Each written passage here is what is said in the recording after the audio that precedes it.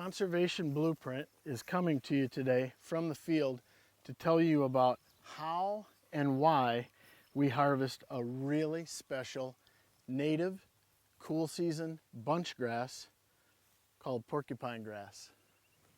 This is a 320 acre native grassland that's just full of porcupine grass. All of these kind of light colored seed heads that you see out here, that's porcupine grass. So it's common, readily available, and a great native cool season grass. But it's almost impossible to find this to be able to include in pollinator plantings or prairie plantings because of the awn that's on here that gives it its unique common name.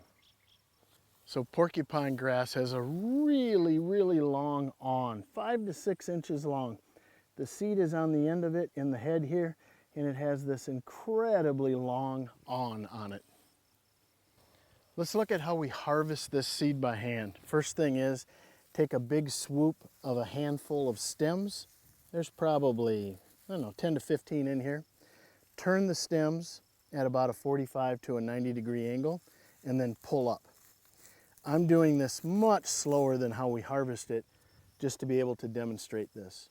And then what you're left with is a handful of seeds with the awns still attached. When it's ready, they slide right out.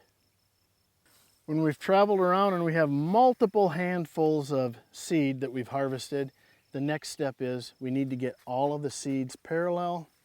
I just like to tamp them onto my hand.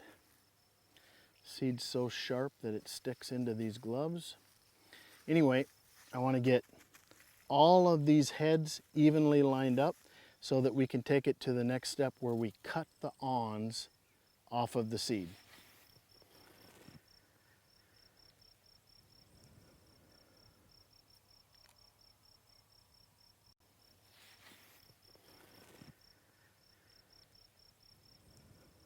Off of that seed, we're left with a product that we can now run through a no-till drill, a broadcast seeder. We can hand broadcast it, and we're not left with this rat's nest, this Brillo pad of seed and awns that is essentially useless.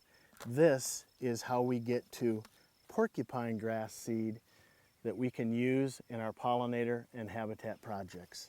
Hand harvesting porcupine grass seed from a native grassland so that we can have that seed available for your next pollinator project or prairie restoration effort. Now, that's great habitat.